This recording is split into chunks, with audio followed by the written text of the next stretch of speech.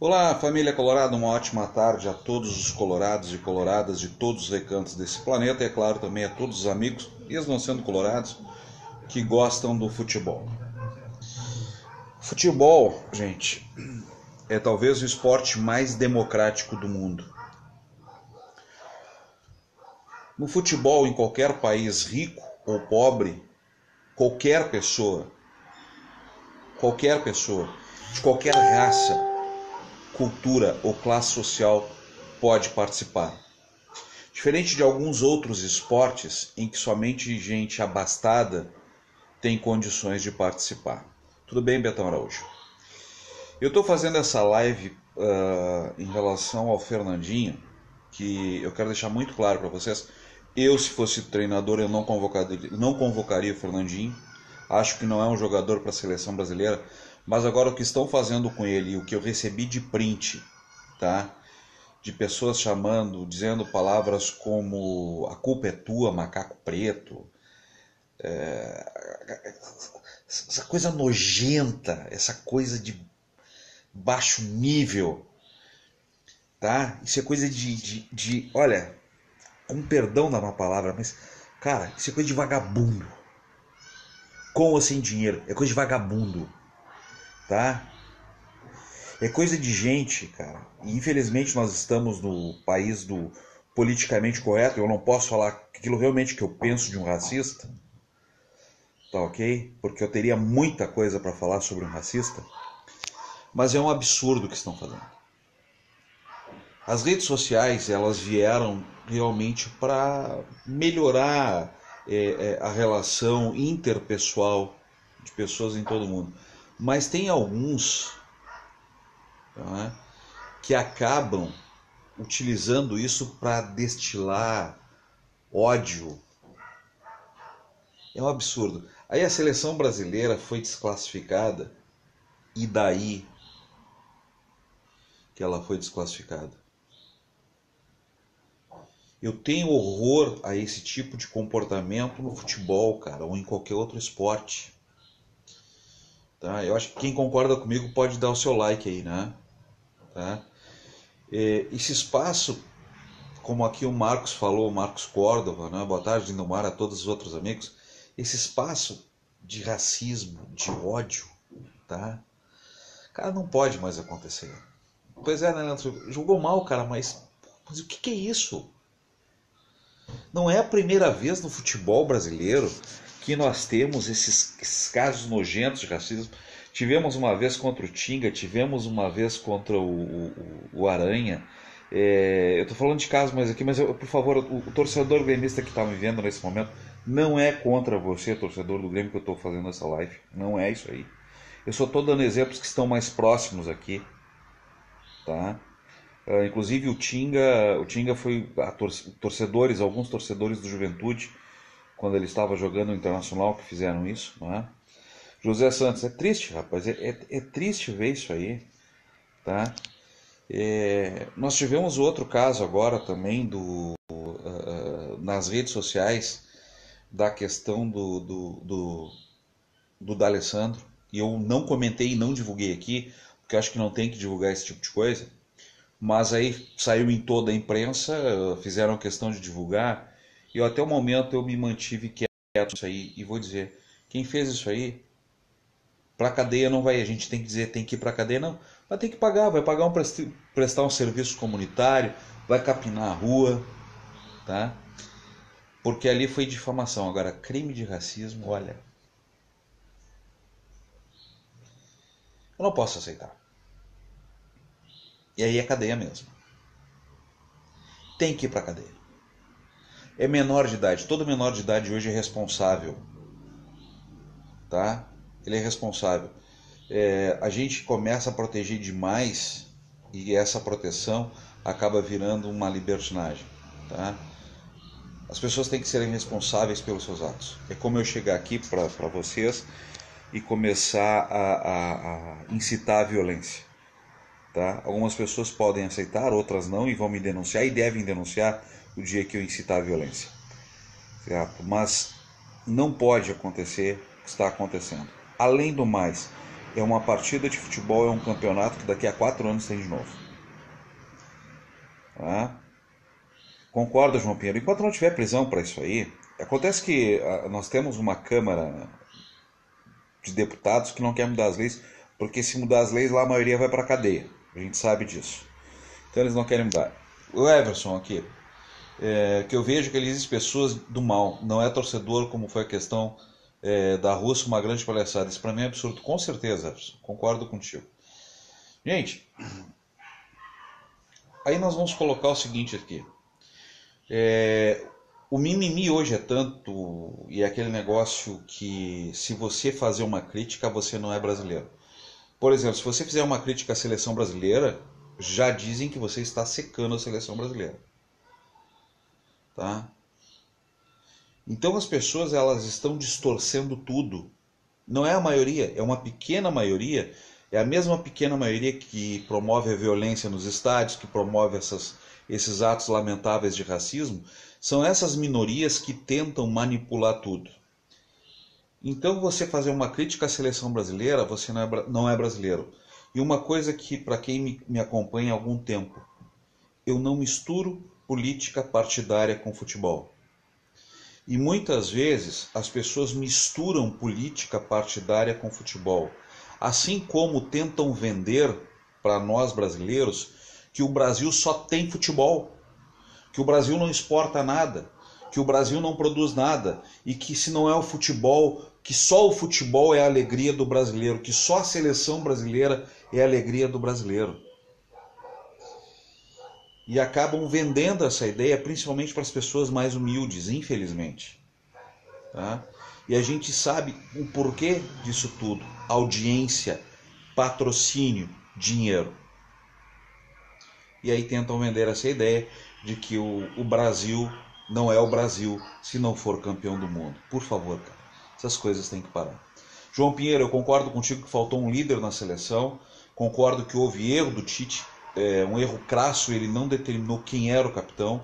Nilmar não é um líder, é um jogador e não consegue ser um líder que o Brasil precisa. Tá? Então, essas são situações que, ao meu ver, levaram o Brasil a isso aí. O Sérgio, não me importa com a seleção brasileira, torço para uma seleção, o Inter. Eu também, para mim não faz diferença se for ganhar ou não. Cara, se ganhar eu vou ficar alegre, agora se perder não vai fazer diferença. A seleção brasileira ganhando um mundial ou não vai me trazer mais dinheiro no bolso, não vai botar comida na minha mesa, entendeu? Não vai trazer a alegria que eu vou ter de ver o meu Internacional campeão. Me traz muito mais alegria eu ver o meu Inter ser campeão gaúcho do que ver a seleção brasileira campeã mundial. Podem ter certeza disso. E eu não sou brasileiro por isso? Não, eu sou brasileiro, eu pago meus impostos, eu trabalho, como todos nós aqui, e fazemos nossa parte como bons cidadãos. Rodrigo, o Fernandinho não teve culpa. O culpado foi o Tite que não tirou o Gabriel Jesus. Também concordo contigo. Eu acho que o segundo gol ali ele teve participação. O primeiro gol ele não teve culpa nenhuma, mas o segundo gol ele teve participação porque ele abandonou. Perfeito, Ricardo Morales. E eu acho que a gente agora também, meu amigo, como alguns colorados estão colocando aqui, que a sua seleção é o Colorado, eu acho que está na hora da gente fazer isso aí, cara. A minha seleção é o Inter. Tá? E tendo nós amigos isso como nossa seleção, o Inter, e eu acho que as coisas estão melhorando pelo lado do Beira-Rio, já fiz outras lives sobre isso aí, que realmente está melhorando, graças a Deus está melhorando, tá?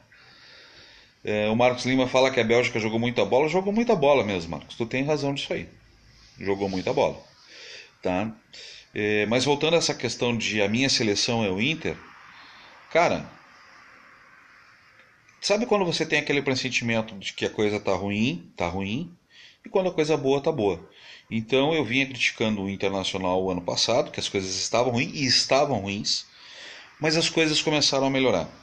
Então acho que agora sim, nós podemos pegar e começar a respirar um pouquinho melhor e ficar mais tranquilos, porque eu acho que as coisas estão começando a dar certo no Beira-Rio. Tá? Que coisa boa para nós colorados. O Everson, eu prefiro comprar uma camisa do Inter oficial. Eu também, cara, eu não dou dinheiro para a CBF. Lisandro, Jesus centroavante não faz um gol na Copa.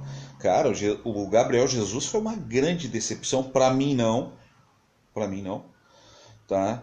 Mas foi uma grande decepção. Cara, um jogador sem sangue. Faltou sangue na seleção brasileira. Sangue na seleção brasileira. Vocês lembram quando eu dizia que estava faltando sangue no Internacional o ano passado e no início desse ano? Vocês lembram disso? Hoje o Internacional parece que tem sangue de novo. Pois é, seleção brasileira faltou sangue, cara. Os caras não chegaram juntos, os caras não dividiam, os caras deram espaço. Houve muito erros, tá? Então, gente, vamos abraçar o nosso Internacional. Daqui a alguns dias já estamos voltando a campo. Um jogo importante. Fábio Machado, só cai europeus, nosso futebol não é mais valorizado. Fábio, meu amigão, eu concordo contigo também nisso. E uma coisa muito importante que me chamou a atenção, eu estive numa palestra do Felipe Ximenes, que o Felipe Ximenes é um CEO, ele é um Rodrigo Caetano, tá? Ele tem a mesma função do Rodrigo Caetano, o Ximenes já trabalhou no Corinthians, no Flamengo, no Bahia e em outros clubes aí. E o Ximenes falou uma coisa muito importante, eles estão levando os nossos jogadores cada vez mais cedo daqui. Os nossos jogadores aqui no Brasil, tá? Eles estão saindo cada vez mais cedo pela questão financeira. Esta Lei Pelé, ela mais prejudicou os clubes brasileiros do que ajudou. Os empresários hoje são os milionários e eles estão cada vez com mais voracidade em cima disso. Então nós não estamos mais criando craques para os nossos clubes, estamos criando craques para a Europa. Tanto isso é verdade que o futebol brasileiro ainda cria bons jogadores, que a maioria não, os 10 maiores clubes da Europa hoje têm centro de treinamentos aqui no Brasil. Tem centro de treinamentos aqui no Brasil e já fazem esse trabalho de identificação do jovem com o seu clube europeu. Tá? O Sérgio Rocha, ingleses levaram uma seleção sub-20 sem mercenários. É isso aí.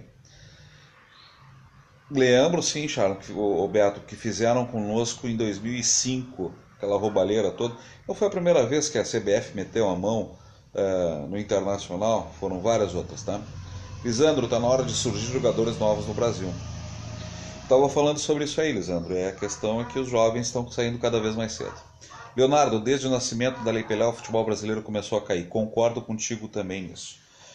O Pelé, e aí é o seguinte, Pelé foi o maior jogador da história? Foi. Agora, como ministro, cara, ele só prejudicou os clubes. Até porque, quando ele criou esta Lei Pelé, todo mundo sabia que o negócio era empresariar jogadores. Tá? Só não sabia quem não queria. Foi falado, foi denunciado, mas a Lei Pelé acabou saindo.